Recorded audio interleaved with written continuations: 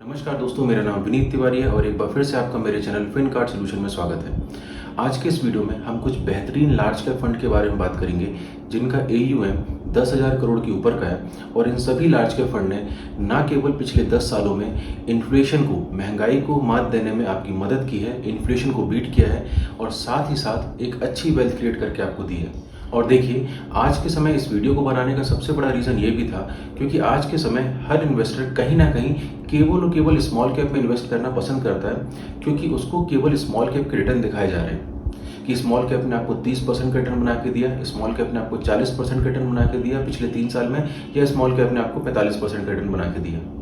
लेकिन small cap fund का एक डार्क साइड ये भी है कि अगर मैं पिछले 10 साल के डेटा की बात करूं तो कहीं ना कहीं पिछले 10 साल का डेटा मुझे ये बताता है कि पिछले 10 सालों में लगभग काफ़ी सारे स्मॉल कैप फंड ऐसे थे, काफ़ी सारे क्या मैं बोलूँ, मैक्सिमम स्मॉल कैप फंड ऐसे थे जिन्होंने लगभग 3 से लेकर 5 साल का ऐसा टाइम पीरियड था जहां पे केवल जीरो रिटर्न या नेगेटिव रिटर्न बना के दिए थे। अब आप देखिए कि अगर आपका फंड रिटर्न ही बना के ना दे 3 या 4 सालों तक, 5 सालों तक, तो कहीं ना कहीं आपको मन में डाउट होने लगता है कि क्या आपने कहीं गलत इन्वेस्टमेंट तो नहीं कर दिया, और पैनिक में आके आप अपने फंड को स्विच करना स्टार्ट कर देते हैं। जब भी आप स्मॉल कैप में इन्वेस्टमेंट करें, आपको ये बात हमेशा ध्यान रखनी चाहिए कि आपका नजरिया हमेशा 15 से 20 साल का होना चाहिए कम से कम, और तभी स्मॉल कैप आपको अच्छी कंपाउंडिंग बना के देता है। केवल रिटर्न के पीछे भाग के कि स्मॉल कैप हमें 40% का रिटर्न देगा, 35% का रिटर्न देगा, 50% का कंपाउंड रिटर्न देगा, इस रिटर्न को देख के हम स्मॉल कैप में इन्वेस्टमेंट ना करें। स्मॉल कैप हमेशा अच्छा रिटर्न बना के देगा, लेकिन आपको उसके लिए वहाँ पे टाइम देना पड़ेगा। और जैसा कि एक मैंने वीडियो भी बनाया था जिसकी लिंक मैं अपने डिस्क्रिप्शन में डाल दूंगा कि आखिर लार्ज कैप फंड जरूरी क्यों है, और उस वीडियो में मैंने आपको पूरा समझाया था कि अगर पिछले 10 साल की डेटा की बात करूं तो आप पिछले 10 से 12 साल के डेटा में देखिएगा कि जब भी आपके स्मॉल कैप फंड ने अच्छा रिटर्न बना के दिया है तो उन हर सालों में आप देखिएगा कि आपके लार्ज कैप ने भी आपको एक बेहतरीन रिटर्न बना के दिया है। लेकिन जब भी लार्ज कैप ने अच्छा रिटर्न बना के दिया है तो ऐसा जरूरी नहीं है कि स्मॉल कैप ने भी आपको अच्छा रिटर्न बना के दिया हो। और पिछले 12 से 13 साल का डेटा यही कहता है कि लगभग आपने देखा था कि 50 से 60% टाइम लार्ज कैप फंड ने स्मॉल कैप फंड को आउट परफॉर्म किया था। कहीं ना कहीं लार्ज कैप फंड ने स्मॉल कैप फंड से बेहतर रिटर्न बना के दिया था। तो अगर हम अपना पूरा एक्सपोजर स्मॉल कैप में कर देते हैं तो ऐसे 50 से 60% टाइम होगा, ऐसा 5 से 6 साल का समय था जब लार्ज कैप आउट परफॉर्म कर रहे थे और हम उस रैली में पार्टिसिपेट ही नहीं कर पाए थे। और इसलिए मैं बार बार कहता हूं कि कम से कम 25 से 30% एक्सपोजर तो आपका स्मॉल कैप में होना जरूरी है। और अगर रही मेरी बात, मैं अगर अपनी बात करूं तो मैं खुद अपने पोर्टफोलियो में लगभग 40 से 50% लार्ज कैप फंड को लेकर चलता हूं, और मेरे जितने भी क्लाइंट हैं लगभग हर क्लाइंट के पोर्टफोलियो में आप देखिएगा आपके पास 30 से लेकर 40% तक लार्ज कैप फंड आपको मिल जाएंगे।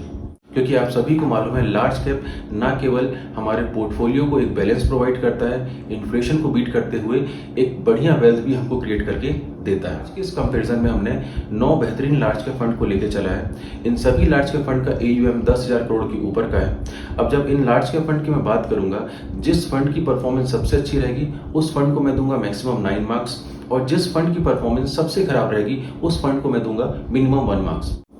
अब देखिए, अगर मैं आपसे पिछले 5 साल के रिटर्न की बात करूं तो पिछले 5 साल के अगर मैं रिटर्न की बात करूं तो पिछले 5 सालों में सबसे बेहतरीन रिटर्न बना के दिया है कैनरा रोबेको के लार्ज कैप फंड ने, इसलिए मैंने कैनरा रोबेको को दिया है पूरे 9 मार्क्स। और वहीं पे जैसा कि आप सभी को मालूम है पिछले 5 सालों में सबसे खराब परफॉर्मेंस आ रही है एक्सिस के ब्लू चिप फंड की, इसलिए मैंने उसको दिए 1 मार्क्स। अब अगर मैं आपसे बात करता हूं पिछले 10 साल के रिटर्न की, तो जहां पिछले 10 साल में सबसे बेहतरीन रिटर्न बना के दिया था आपको मिराय एसेट के लार्ज कैप फंड ने, तो मैंने मिराय एसेट के लार्ज कैप फंड को दिए पूरे 9 मार्क्स। और वहीं सबसे खराब रिटर्न बना के दिया आपको UTI मास्टर शेयर फंड ने। अब अगर मैं पिछले 5 साल और 10 साल के रिटर्न की बात करूं लार्ज कैप फंड की, तो एक चीज तो आपको हमेशा क्लियरली दिख रही होगी कि या तो 5 साल के डेटा की बात करूं या तो 10 साल के डेटा की बात करूं, लार्ज कैप फंड ने ना केवल इन्फ्लेशन को बीट किया है, नॉर्मली हमारे यहाँ इन्फ्लेशन हम 6.5 से 7% मान के चलते हैं, और हर फंड को देखिए पिछले 5 साल से 10 साल के डेटा की अगर आप बात करेंगे तो मिनिमम आपको 12% के ऊपर का रिटर्न दिख रहा होगा। और अगर 10 साल की डेटा की बात करेंगे तो लगभग सभी फंड ने आपको लगभग 15% के आसपास का रिटर्न बना के दिया, उसके ऊपर का रिटर्न बना के दिया है। तो अगर 5 साल के डेटा की बात करूं तो जहां आपको मिनिमम 12% के ऊपर का रिटर्न मिल रहा है, और वहीं अगर मैं बात करता हूं 10 साल के डेटा की तो आपको दिख रहा होगा कि आपको लगभग 15% के आसपास का रिटर्न मिल रहा है, और जो कि एक बहुत अच्छा रिटर्न है। तो आप सभी फंड में देख लीजिए, ऐसा कोई फंड नहीं है जिसने 15 या 12% से कम रिटर्न आपको बना के दिया हो।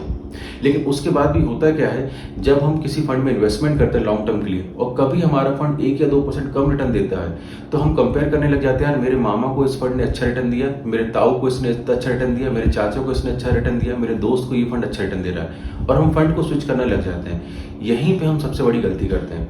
अगर आपके पास इनमें से कोई भी फंड है तो लंबे समय के लिए आप उस फंड को लेके बैठे रहे। ये सभी फंड एक अच्छे फंड हैं, और आज जो हम कंपैरिजन कर रहे हैं, इस कंपैरिजन करने का रीजन ही ये है कि अगर आज के समय आपको किसी फंड में इन्वेस्टमेंट करना है, किसी लार्ज कैप में इन्वेस्टमेंट करना है, तो कौन सा लार्ज कैप फंड आपके लिए सुटेबल होगा जहां आज आप अपना इन्वेस्टमेंट कर सके।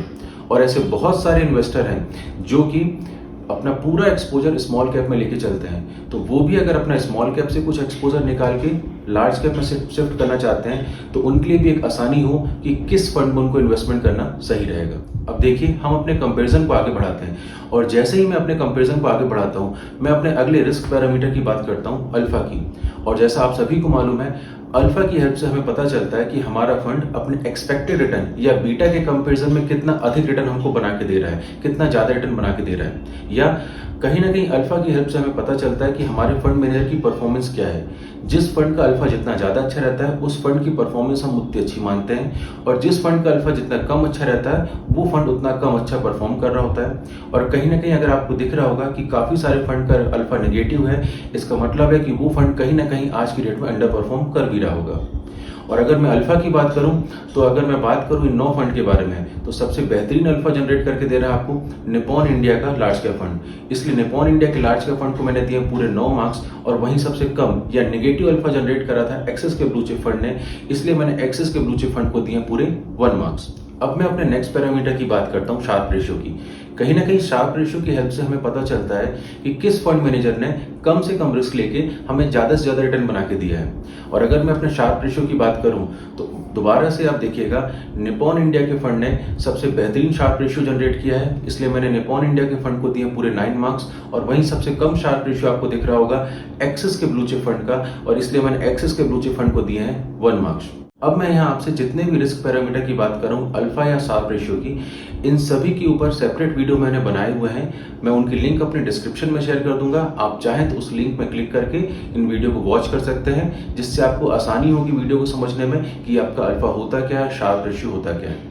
चलिए हम इस वीडियो को आगे बढ़ाते हैं। अब हम आपसे बात करते हैं अपने नेक्स्ट पैरामीटर की, पी रेशियो की। और जैसा आप सभी को मालूम है, जिस फंड का पी रेशियो कम होता है, वो फंड उतनी अच्छी वैल्यू क्रिएट करता है आपके पोर्टफोलियो में। और अगर पी रेशियो की बात करूं, जिस फंड का पी रेशियो जितना कम होगा, उस फंड को मैं मैक्सिमम दूंगा 9 मार्क्स, और जिस फंड का पी रेशियो सबसे ज्यादा होगा, उस फंड को मैं दूंगा 1 मार्क्स। और अगर पी रेशियो की बात करूं, तो सबसे कम पी रेशियो आपको दिख रहा होगा HDFC के टॉप 100 फंड का, इसलिए मैंने इस फंड को दिए पूरे 9 मार्क्स। और अगर मैं सबसे ज्यादा पी की बात करूं, तो आपको क्लियरली दिख रहा होगा कि एक्सिस के ब्लू चिप फंड का पी रेशियो सबसे ज्यादा है, हाईली ओवर वैल्यू फंड है, इसलिए मैंने इसको दिए हैं 1 मार्क्स। अब मैंने ये जितने भी पैरामीटर का कंपैरिजन किया, इन सभी पैरामीटर में दिए गए मार्क्स को ऐड करने के बाद आपको स्क्रीन में क्लियरली दिख रहा होगा सबसे बेहतरीन परफॉर्मेंस निकल के आ रही है निप्पॉन इंडिया के लार्ज कैप फंड की, और वहीं सेकंड बेस्ट परफॉर्मेंस निकल के आ रही है आपकी ICICI के ब्लू चिप फंड की। और अगर मैं थर्ड बेस्ट परफॉर्मेंस की बात करूं, तो तीसरे नंबर पर पोजीशन आ रही है आपकी HDFC टॉप 100 फंड की।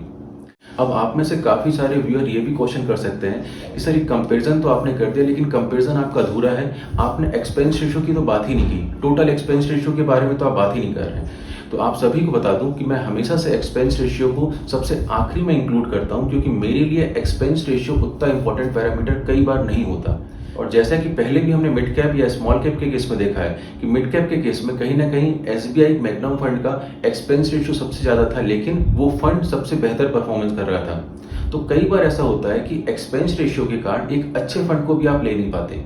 तो एक्सपेंस रेशियो को मैं हमेशा आखिरी में लेके चलता हूं, जैसा कि आप सभी को मालूम होगा। और सेम चीज आपने देखी थी जब हमने वैल्यू फंड का वीडियो बनाया था, वैल्यू और कॉन्ट्रा फंड का वीडियो बनाया था, वहां पे ICICI के वैल्यू डिस्कवरी फंड का एक्सपेंस रेशियो सबसे ज्यादा था। लेकिन अगर पिछले 10 साल की हर पैरामीटर की परफॉर्मेंस की बात करें, तो ICICI का वैल्यू डिस्कवरी फंड हर पैरामीटर में आपको एक अच्छी वैल्यू क्रिएट करके दे रहा था। तो एक्सपेंस रेशियो कभी भी आपको क्लियर पिक्चर नहीं दिखाता कि आपको किस फंड में इन्वेस्ट करना चाहिए या नहीं करना चाहिए। और जैसा कि इस कंपैरिजन के बाद मुझे पता चल चुका है कि वो 3 लार्ज कैप फंड कौन से हैं जहां मुझे आज की डेट में इन्वेस्टमेंट करना चाहिए। अब मैं इसके बाद यहाँ इन तीनों फंड को कंपेयर करूंगा एक्सपेंस रेशियो के साथ, और जैसे ही मैं एक्सपेंस रेशियो की टेबल को ऐड करता हूं तो आपको क्लियरली दिख रहा होगा कि सबसे कम एक्सपेंस रेशियो कैनरा रोबेको के लार्ज कैप फंड का था, इसलिए मैंने उसे दिए पूरे 9 मार्क्स। और देखिएगा सबसे हाईएस्ट एक्सपेंस रेशियो आपको मिल रहा होगा HDFC टॉप 100 फंड का, इसलिए मैंने उसे दिए 1 मार्क्स। और जैसे ही एक्सपेंस रेशियो के कॉलम को आप ऐड करते हैं तो आपकी टेबल में थोड़ा सा चेंजेस आ जाएगा। अब आपको दिख रहा होगा कि बेस्ट परफॉर्मेंस आपकी निकल के आ रही है निप्पॉन इंडिया के लार्ज कैप फंड की, जो कि पहले भी थी। सेकंड बेस्ट परफॉर्मेंस आपको दिख रही होगी ICICI के ब्लू चिप फंड की, जो कि पहले भी थी, लेकिन यहाँ थर्ड रैंकिंग में चेंजेस आ गए हैं। पिछले केस में आप देखिएगा जहां HDFC top 100 fund third position में था, लेकिन जैसे ही आप एक्सपेंस रेशियो को ऐड करते हैं तो थर्ड पोजीशन में आ जाता है मिराय एसेट का लार्ज कैप फंड। और आपके सामने ये 3 बेहतरीन लार्ज कैप फंड मैं आज लेके आया हूं, जिसमें से पहला है निप्पॉन इंडिया का लार्ज कैप फंड, दूसरा है आपका ICICI ब्लू चिप का लार्ज कैप फंड, और तीसरा है आपका मिराय एसेट का लार्ज कैप फंड। ये तीनों बेहतरीन लार्ज कैप फंड हैं, और अगर आप चाहें तो इन तीनों में से किसी भी फंड में इन्वेस्ट करके आने वाले समय में ना केवल अपनी वेल्थ को क्रिएट कर सकते हैं बल्कि इन्फ्लेशन को भी आसानी से बीट कर सकते हैं। और ये तीनों फंड कहीं ना कहीं आपके पोर्टफोलियो में बेहतरीन स्टेबिलिटी भी प्रोवाइड करते हैं। और अगर इन तीनों फंड के रिटर्न की मैं बात करूं तो आप तीनों फंड के रिटर्न को देख लीजिए। कई बार अगर आप 10 साल की परफॉर्मेंस को कंपेयर करेंगे किसी मिड कैप और स्मॉल कैप के साथ, तो आप देखेंगे इन तीनों फंड ने कहीं ना कहीं कई सारे ऐसे mid cap small cap fund होंगे जिनसे ज्यादा रिटर्न बना के भी आपको दिया है। तो मैं पूरी उम्मीद करता हूं कि मेरी आज की दी हुई जानकारी आपको पसंद आई होगी, और अगर आपको हमारे वीडियो पसंद आ रहे हो तो हमारे चैनल को लाइक, सब्सक्राइब और शेयर करना ना भूलें। और अगर आपको इस वीडियो में किसी भी टाइप का डाउट हो तो नीचे कमेंट सेक्शन में अपने कमेंट करके क्वेश्चन कर सकते हैं, या तो नीचे दी हुई मेल ID में आप हमें मेल कर सकते हैं। हम पूरी कोशिश करेंगे कि आपके हर मेल का और आपके हर कमेंट का जवाब दे सकें। तो अगर आपको वीडियो पसंद आ रही हो तो चैनल को लाइक, सब्सक्राइब और शेयर करना ना भूलें। मिलते हैं नेक्स्ट वीडियो में, तब तक के लिए जय हिंद, जय भारत।